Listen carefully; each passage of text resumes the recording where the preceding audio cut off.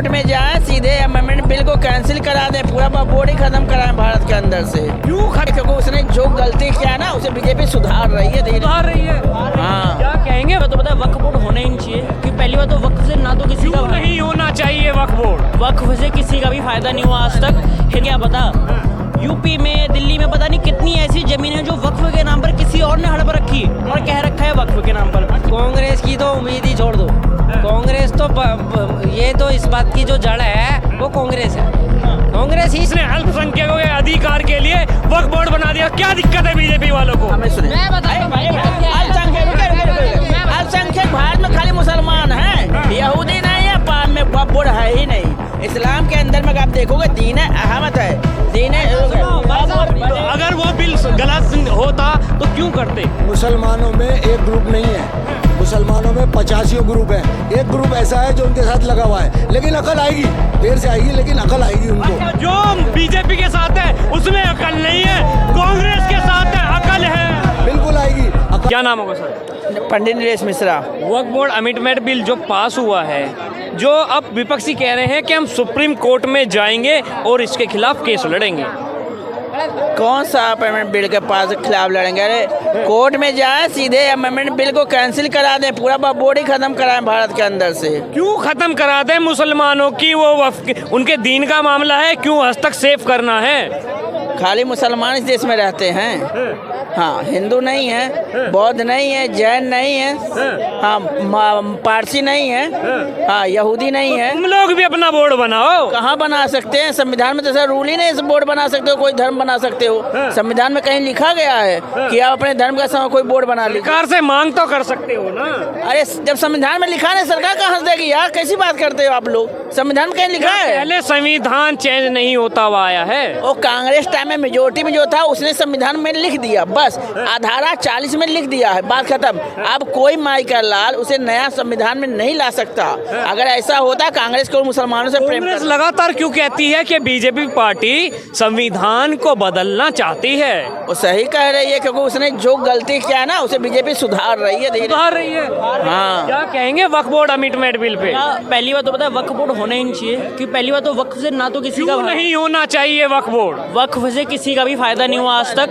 हिंदुओं का, किसी मुस्लिम व्यक्ति का भी फायदा नहीं हुआ। वक्फ बोर्ड के जो अध्यक्ष पोस्ट पर बैठे वही लोग इसकी जमीनें हड़प रहे हैं, बस वही लोग अमीर बन रहे हैं। और ओवैसी कह रहे हैं कि अब हमें समझाया जाएगा हम अपने दीन के मामले को, अपने शरिया को किस तरह से यूज करें। भैया ये किस तरह यूज करेंगे इन्हें क्या पता। यूपी में, दिल्ली में पता नहीं कितनी ऐसी जमीन है जो वक्फ के नाम पर किसी और ने हड़प रखी और कह रखा है वक्फ के नाम पर। क्या फायदा है इसका? क्या कहेंगे सर? कांग्रेस कह रही है कि जवाब सुप्रीम कोर्ट में देना पड़ेगा वक्फ बोर्ड अमेंडमेंट बिल को पास करके। कांग्रेस की तो उम्मीद ही छोड़ दो। कांग्रेस तो ये तो इस बात की जो जड़ है वो कांग्रेस है। कांग्रेस ही जड़ है। किस बात की कांग्रेस जड़ है? भैया इसको पैदा जो जन्म देने वाली है कांग्रेस है, माँ है उसकी।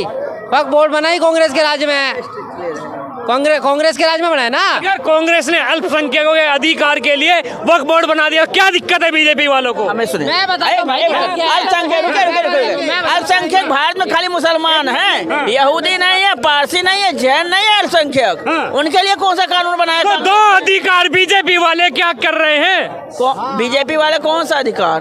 बीजेपी ने अपना जो अधिकार है उसको खत्म कर रहा है। ये देश एक संविधान से चलता है, संविधान में रहने वाले प्रत्येक लोग एक देश के हैं, एक कानून होना चाहिए। कांग्रेस संविधान से नहीं चलती थी, जो आप कह रहे हैं अब संविधान से चलता है। भैया कांग्रेस संविधान से नहीं चलती थी, इसीलिए तो देश में वो लगा रखा था।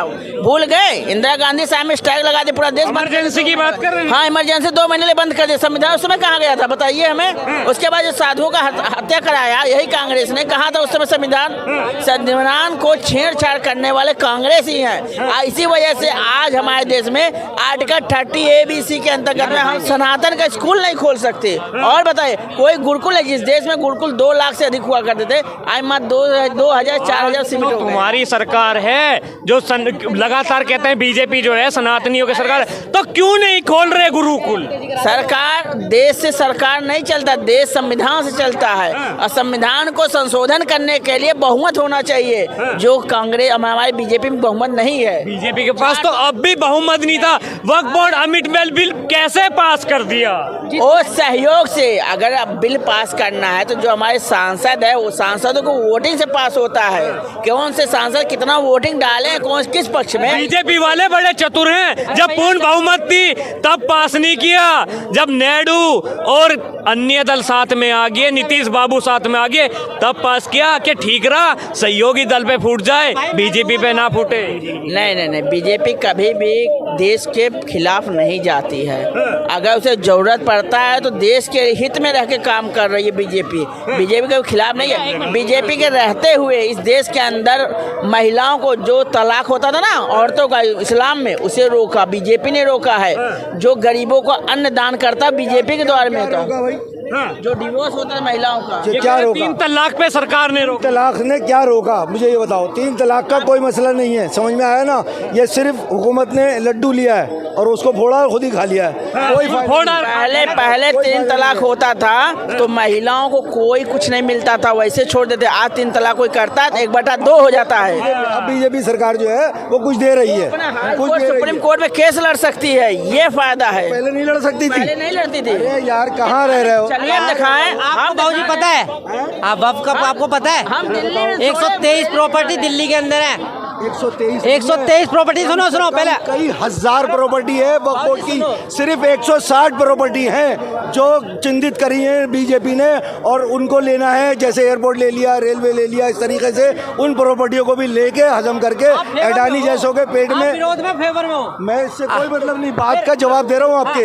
आप मेरी बात सुनो, आप जवाब दे रहा हूँ मैं आपका। आप सुनो भाई साहब, मैं ये कहना चाहता हूँ, जितने भी सेकुलर आदमी हैं सबका आज मरोड़ उड़ रही है। क्यों उड़ रही है?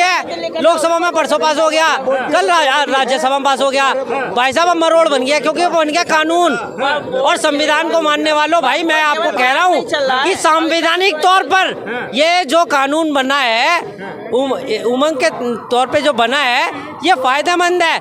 ये हिंदू के लिए फायदा मिलेगा, फायदा गिनवाओ। सुनो अब आप मुझे बताओ कि ये वक्फ बोर्ड जब बना है 1961 में रजिस्टर्ड हुआ है, किसने किया? कांग्रेस ने, सेकुलर वोट देने वालों ने, जिन्होंने एक अल्पसंख्यक वोट दे दिया। भाई साहब इन्होंने हमेशा देश को मिसगाइड किया है, संविधान को मिसगाइड तो बीजेपी कर रही है। संविधान को ताक पे रख के उन्होंने एक वक्फ बोर्ड बना दिया। क्यों बना दिया भाई साहब आपने?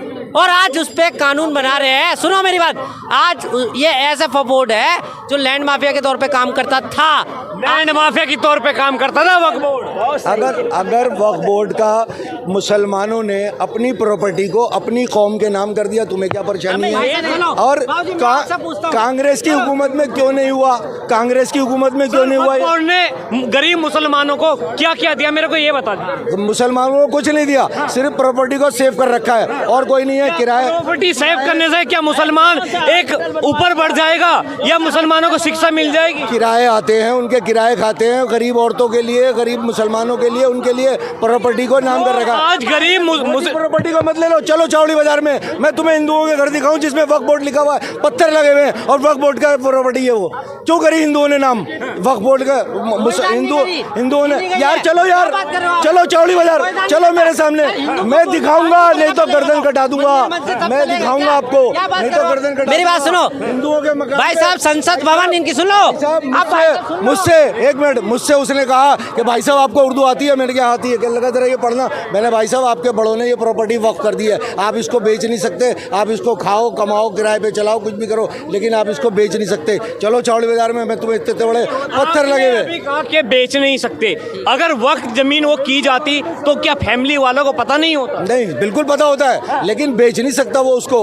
वक्फ प्रॉपर्टी बिक नहीं सकती, सिर्फ रह सकते हैं। क्यों? जब एक संस्था बनी हुई है, पाकिस्तान का तो नाम ही मत लो, ऐसी तैसी में सुनो हाँ, सऊदी अरब में वक्फ नहीं चलता, दुबई कतर बहरीन में कहीं पे भी नहीं चलता वक्फ, केवल भारत के अंदर चलता। इस्लाम में वक्फ बोर्ड है ही नहीं। इस्लाम के अंदर में आप देखोगे दीन अहमद है, दीन वक्फ बोर्ड का नाम नहीं है इस्लाम। बसंत बिहार पूरी कॉलोनी इनकी हो गई, संसद भवन इनका हो गया, इलाहाबाद हाईकोर्ट इनका हो गया। अब आप बताओ एयरपोर्ट इनका हो गया। क्यों ये वक्फ बोर्ड के समर्थक है। दूसरी बात है, वक्फ बोर्ड इतना अच्छा होता तो आज मुसलमान के बच्चे डॉक्टर बनते और अस्पताल चलाते या इंजीनियरिंग कॉलेज खोलते। क्या किए? लड़कियों एक शादी मिनट, भी नहीं कर रहे हैं। जो मुस्लिम महिलाएं और तमाम मुस्लिम व्यक्ति जो आज और कल भी मोदी जी का इस बिल के लिए समर्थन कर रहे हैं, हाथ में फूल लेके उनका समर्थन कर रहे हैं, तो अगर वो बिल गलत होता तो क्यों करते? मुसलमानों में एक ग्रुप नहीं है,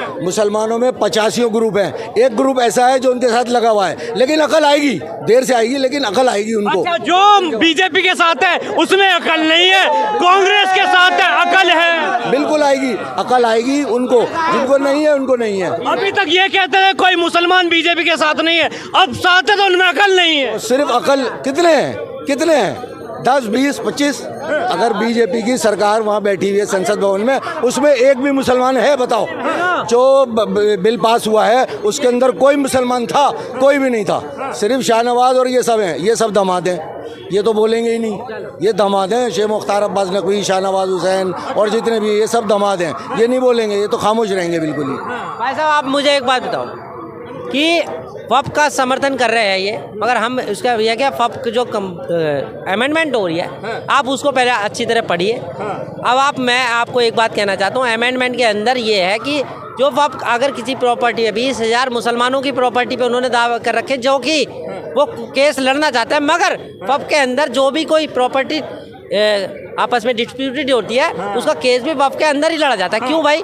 आप संविधान को मानने वालों, सेकुलर आदमी हो, सेकुलर नेता हो, अब आप बताओ संविधान को कहाँ पे आपने ताक पे कहाँ गिरवी रख दिया अपना संविधान को? संविधान से ऊपर या सुप्रीम कोर्ट से ऊपर कोई कानून या कोई धारा हो सकती है? नहीं हो सकती, कोई भी नहीं हो सकती। जो वक्फ बोर्ड के पास जो प्रॉपर्टियां जो है ये आज की नहीं है, आज कोई सन 47 में के बाद जो वक्फ बोर्ड बना था उसमें आई प्रॉपर्टियां, उसके बाद कोई नहीं है, सब पहले की हैं, पुरानी है, आज की नहीं है कोई भी। आज किसी के पास इतना नहीं है, जिसके पास है भी वो लेके बैठा हुआ है, वक्त कोई नहीं करता। जवाब दे दूं भाई साहब, कब से थी संरचना उसकी बताएंगे जरा? मैं बता देता हूँ। 1954 में इन्होंने संस्था बनाई, 1961 में रजिस्टर्ड हुई, 1943 की बात कर रहे हैं। और सुनो, 1500 साल पुराना तमिलनाडु के अंदर मंदिर है, जब इनके वक्फ का बाप भी नहीं होगा, वो 1500 साल पुराने मंदिर पे दावा ठोक देते, क्या ठीक है? तो उसको ठोको ना, उसको ठोको ना, मंदिर को ठोको ना जाकर, तुम्हारा भी जाएगा, तुम्हारा भी जाएगा, तुम्हारा भी जाएगा। अरे कोई नहीं जाएगा। बरेली में चला, बरेली में हमारे मित्र हैं, एक्स मुस्लिम हैं, 12 घर है। आज 8 साल से वो लोग याचिका दाखिल के उनके घर पे वक्फ बोर्ड ने दावा ठोक दिया, ये मकान खाली करो, ये हमारा है। अब वो याचिका दाखिल करके मर गए, सुनवाई नहीं हो रहा। मोदी जैसे पास किया, 22 किलो लड्डू बांट दिए पूरे मोहल्ले में।